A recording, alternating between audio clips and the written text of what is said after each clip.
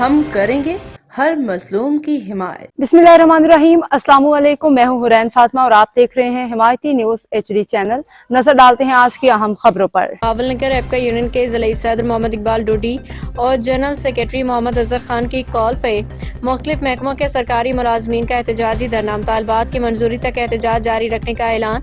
Bahawalnagar एपका union की call पे मुख्तलिफ महकमों के मुलाजमीन ने अपने ऑफिस में धरना दिया।